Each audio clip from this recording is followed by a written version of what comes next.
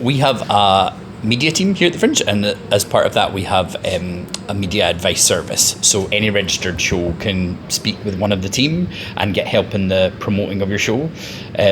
Back in the day, it used to be very much about press contacts, because people want those reviews. So we have something called the media contact list, which is a list of all journalists that have said they're interested in reviewing work at the Fringe, so as artists can get in touch. But it's also things like help writing your press release and all the things that go into that. But one thing we've tried to shift away from is actually that's one part of your campaign, but there's social media, there's flyering, face-to-face talk, and actually a lot of it is about understanding your goals. What do you want to get from the Fringe?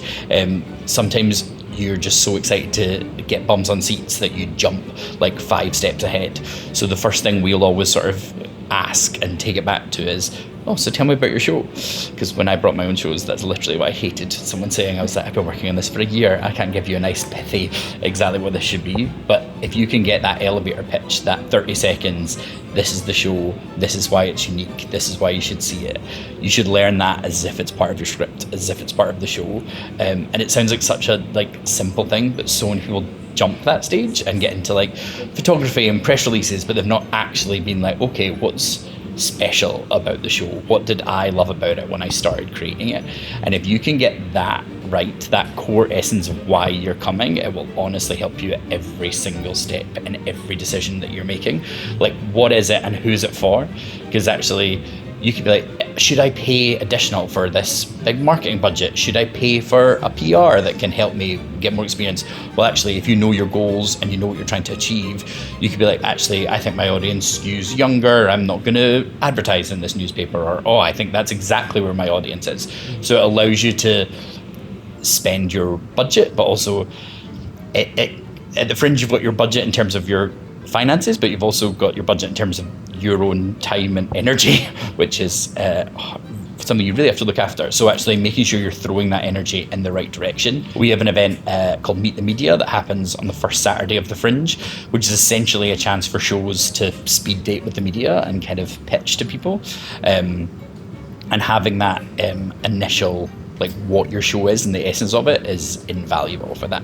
It's becoming more of a necessity at the Fringe now to engage a PR to kind of to gain access to that kind of network of journalists that are up at the Fringe.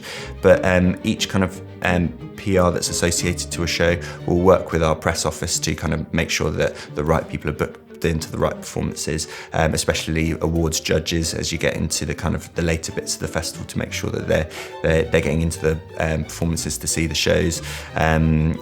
They will be able to kind of advise, but we would always say engage somebody with that kind of knowledge on your team to handle that aspect of it, because more and more it's about finding that person who has that pre-existing network at the Fringe.